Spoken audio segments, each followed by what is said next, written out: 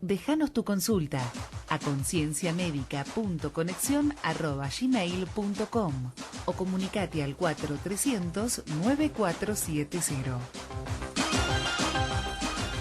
Bueno, en esta tarde, como te comentamos al inicio, tenemos de entrevistado en nuestra mesa al profesor Dr. Carlos Spector, secretario académico de la Facultad de Ciencias de la Salud de la Universidad Abierta Interamericana, titular consulto de cirugía de la Universidad de Buenos Aires y miembro de la Academia Nacional de Cirugía. Carlos, bienvenido, buenas tardes, un gusto tenerte con nosotros. Muchas gracias. Cuando lo convocamos al doctor Spector, uno de los temas que salió para la charla es el tema de seguridad del paciente. Y la verdad que nos pusimos a buscar con Miguel un poco qué se refería a seguridad del paciente y qué quiere decir un poco esto.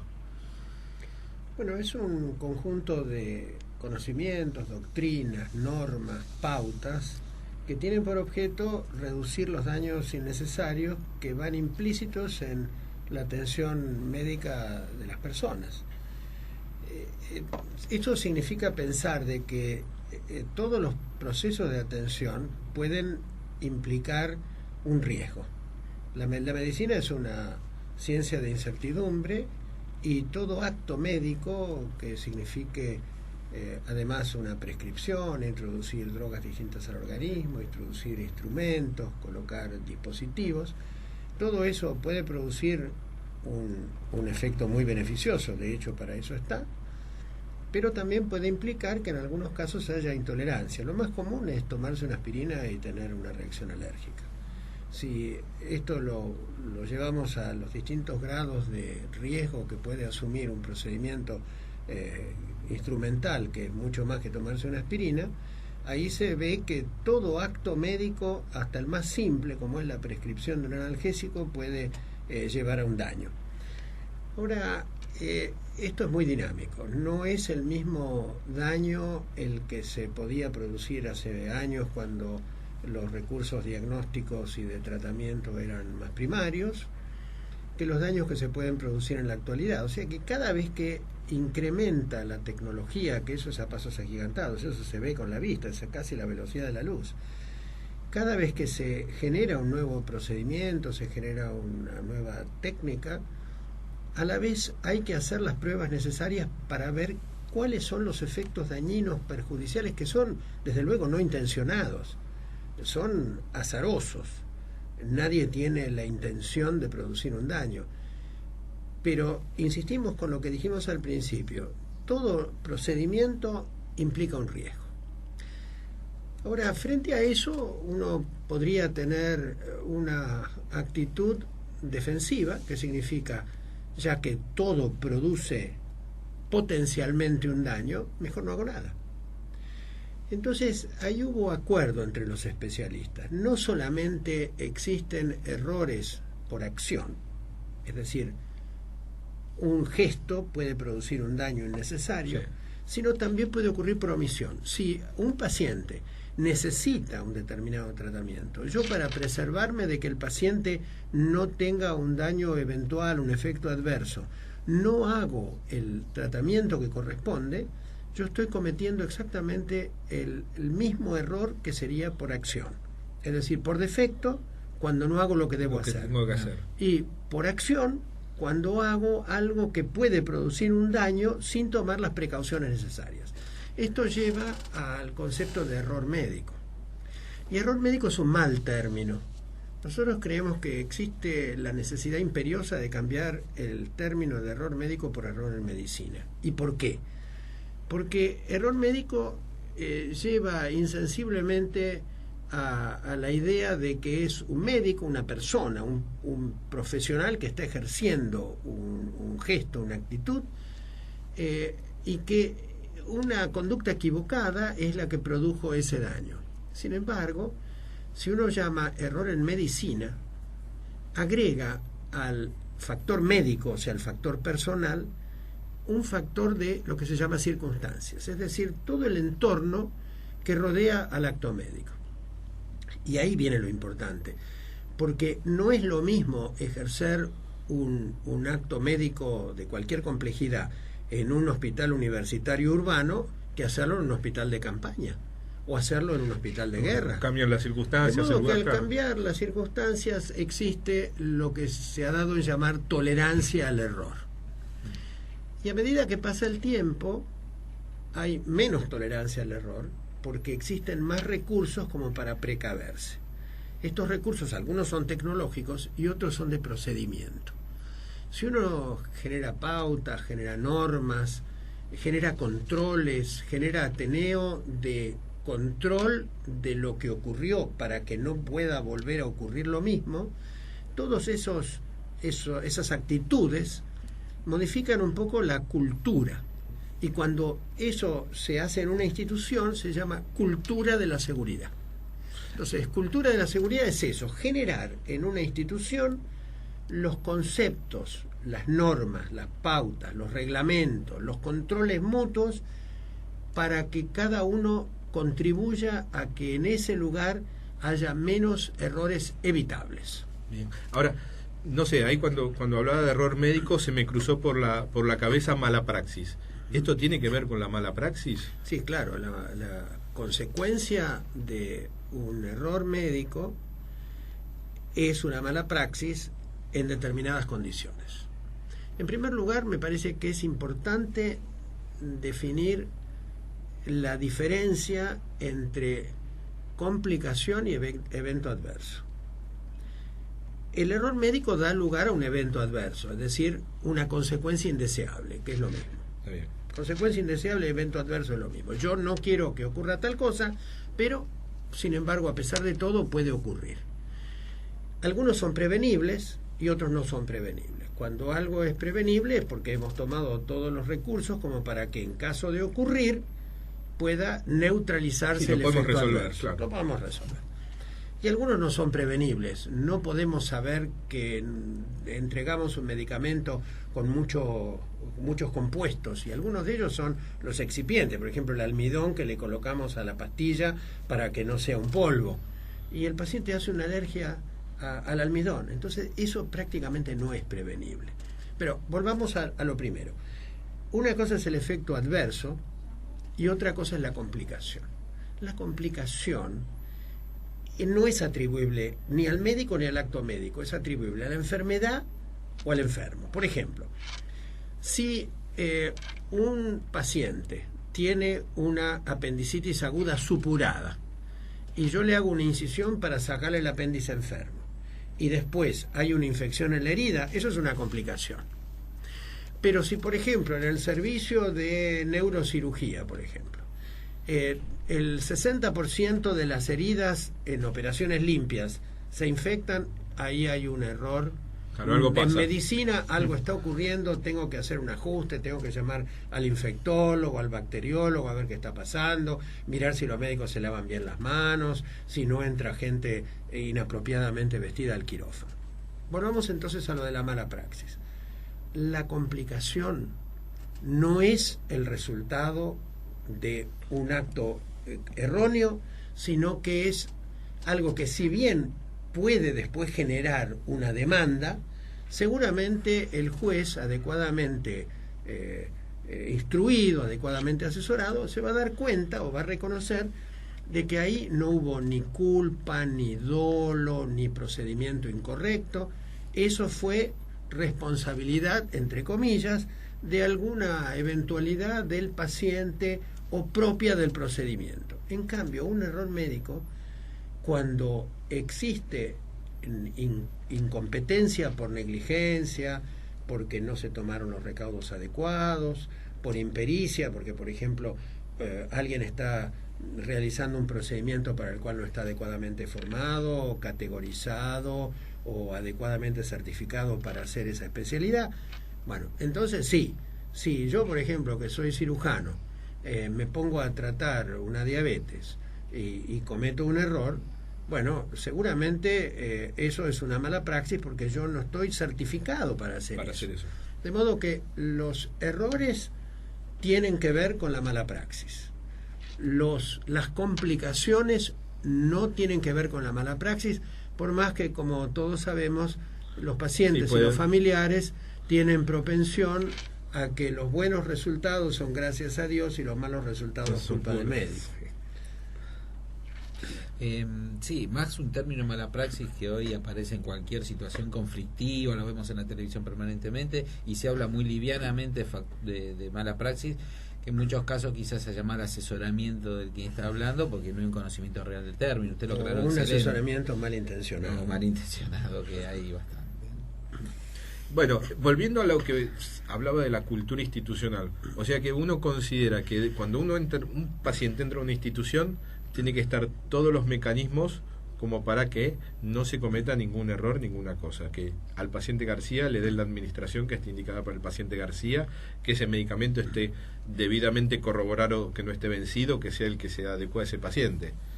Sí, la seguridad del paciente tiene desde luego muchas facetas enormes. Por ejemplo, desde que no debería firmar el consentimiento médico-terapéutico sino delante del médico que lo va a tratar y no delante del empleado administrativo del mostrador. Hasta que pasa en el 80% de las instituciones. Sí, bueno. Hasta la seguridad alimentaria, por ejemplo, que no le den a un paciente hipertenso que está internado por otro motivo una dieta con la cantidad de sal que no corresponde darle. Que haya un problema en la esterilización porque los testigos no son los adecuados o están vencidos. Que el paciente no sea adecuadamente identificado y el camillero va a buscar al de la 420B en lugar de traer el de la 420A. Que el cirujano llegue al quirófano y el paciente ya está dormido y no se ocupe de identificar que el que tiene que operar de vesícula no es la señora que está con un problema uterino.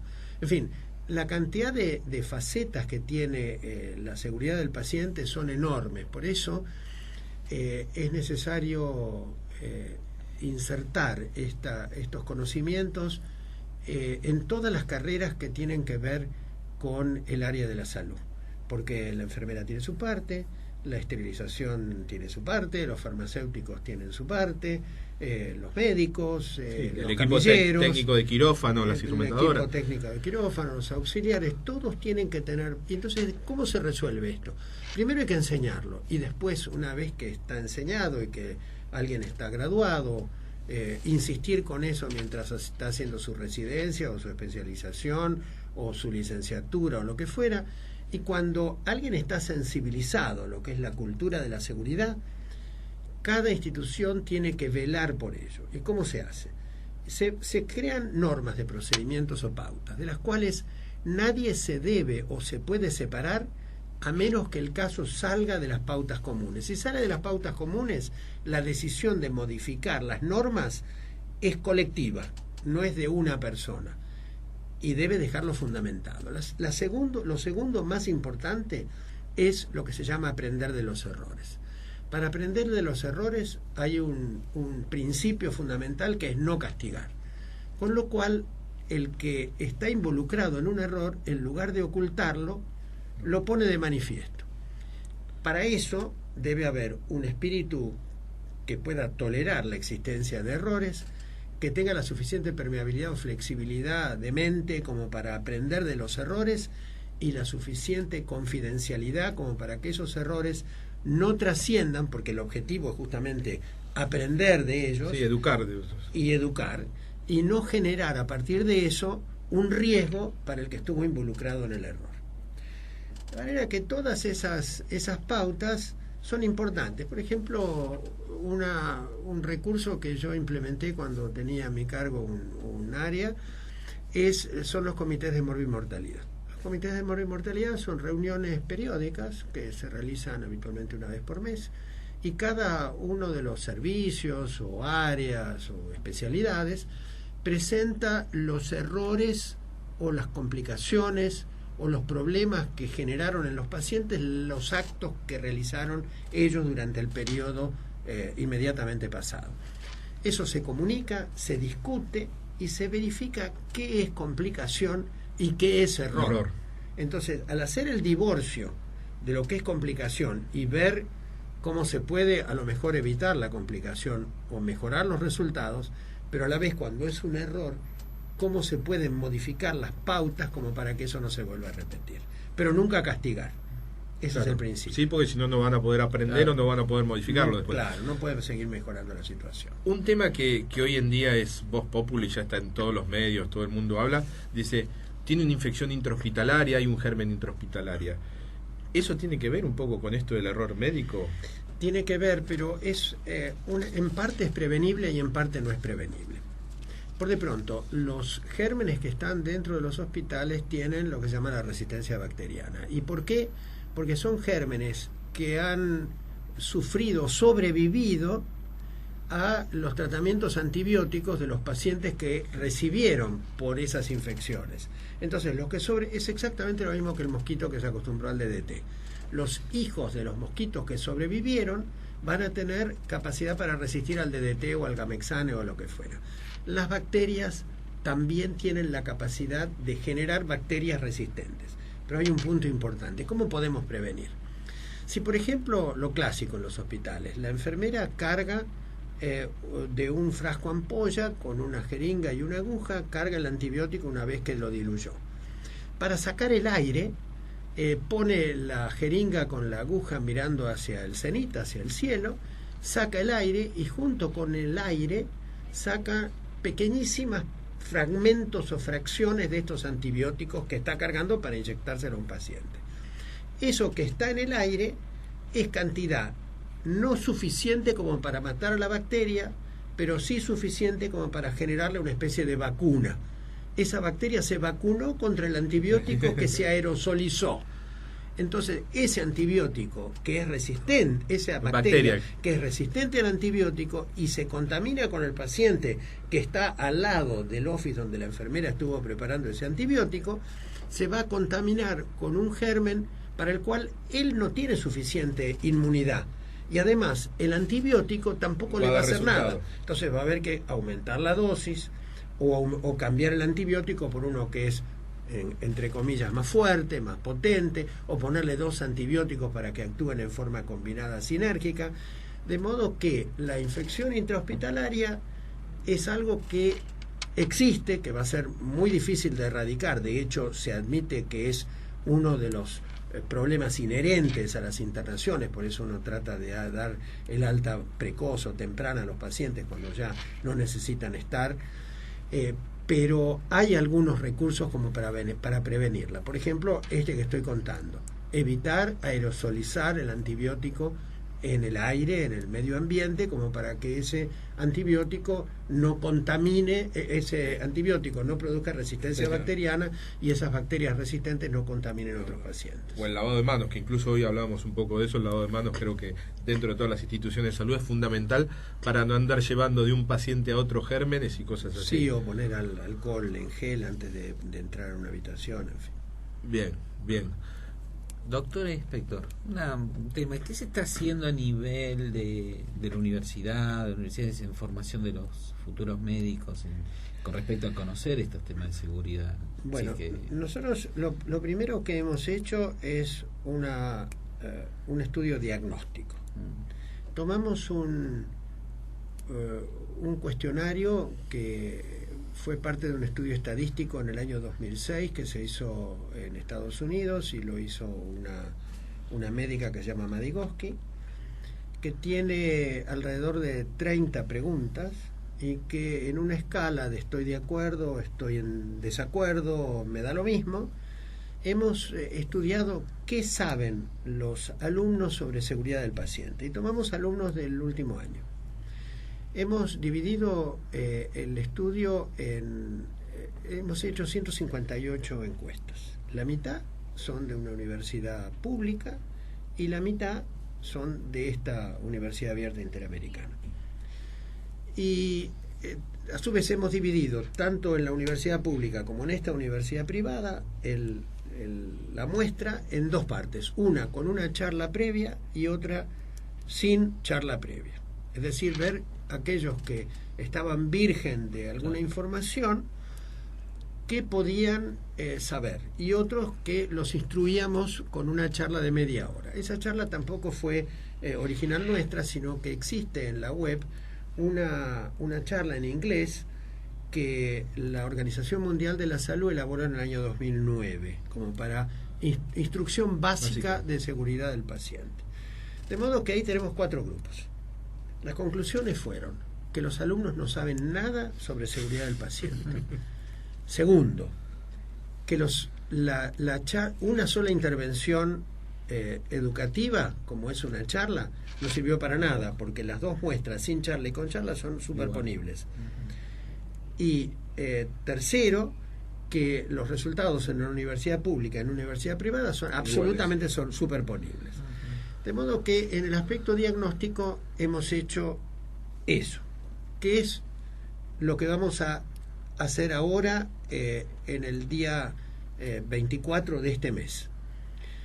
Hemos hecho un taller en la Conferencia Argentina de Educación Médica que se va a llevar a cabo, que se llama Enseñanza de la Seguridad del Paciente. Y hemos convocado a diferentes universidades públicas y privadas que ya están comprometidas.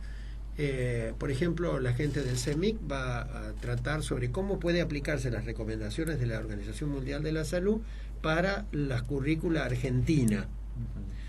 Después, el doctor García del Instituto Italiano de Rosario se va a ocupar sobre qué contenidos son importantes para ser enseñados en grado y ser enseñados en residencia sobre seguridad del paciente. Y finalmente, el doctor Cherjoji se va a ocupar sobre evaluación, cómo vamos a evaluar el aprendizaje de estos contenidos. Nosotros vamos a enseñar, pero tenemos que evaluar a ver cómo el otro lo recibe. Una vez que tengamos esto así conformado, que eso será ya a fin de año, vamos a producir con los informes de estos 3 grupos de trabajo unas recomendaciones. Estas recomendaciones las vamos a presentar en un plenario de todas las facultades de medicina de la República Argentina, que están nucleadas en una sociedad que se llama FACIMERA, Asociación de Facultades de Medicina de la República Argentina, como para propender o generalizar la aplicación de la enseñanza de seguridad del paciente en todos los estudiantes de medicina del país. Sí, lo que por ahí habría que ver después, como había dicho usted al principio, o sea, involucrar a otros actores de esto, como son los enfermeros o es el personal técnico también, que creo que es muy importante en la cadena que hace a la seguridad del paciente, ¿no? Sí, a los efectos de implementar esto de esta manera, pensamos hacer temas troncales que sean comunes a enfermeros, a kinesiólogos, es importante para kinesiólogos también, enfermeros, kinesiólogos, médicos, nutricionistas, y después cada una de estas disciplinas tendrá puntos específicos. Desde luego la enfermera tiene un campo de acción que es completamente diferente del kinesiólogo. Así que eso va a ser así, troncal, común y específico para cada una de las especialidades de las ciencias de la salud. Sí, a veces esa sensación falsa, ¿no? Y sobre todo cuando se empieza la carrera de infalibilidad, entre comillas, del acto médico. Y es falible porque es una ciencia que no es exacta tampoco. Realmente concientizar al personal de que tiene que extremar los cuidados para tratar de disminuir el riesgo. Porque tampoco se puede pretender evitar el riesgo siempre va a existir. El tema es llevarlo a la mínima expresión dentro de lo que se puede prevenir. Si el riesgo está implícito en el acto. Está implícito, ¿no? Tratar de bajar el porcentaje a lo mínimo. Más acotado. Tal cual, exactamente. Es un poco la idea. Que el ambiente médico a veces en eso mismo es difícil. Pero bueno, pero primero tenemos que reconocer los errores. Reconocer que uno es falible, que es falible, y eso nos va a llevar a poder cambiar. Seguro. Bueno, doctor Spector, muchísimas gracias por haber estado con nosotros y haber aclarado un poco el tema de seguridad del paciente. Todavía seguro que nos internemos en cualquier lado, ¿no? Y no es tan cierto que sea seguro que nos internemos en cualquier lado. Pero que estamos internados el menor tiempo posible o lo que necesitemos. Sí, el menor tiempo posible. Es importante esto que voy a decir ahora, es muy breve. Sí. En Australia se hizo una reunión que se llama, un verdadero congreso fue, pacientes y familiares de pacientes por la seguridad del paciente, lo cual fue tomado por la Academia Argentina, la Academia Nacional de Medicina, que tiene un grupo que se dedica a seguridad del paciente, fue tomado como muy importante. El paciente debe involucrarse en su propia seguridad, desde leer el prospecto, desde cuando recibe la receta del médico, ver si él no la puede leer, doctor, por favor aclare, porque el farmacéutico puede también equivocarse. Bueno, muchísimas gracias, doctor Spector.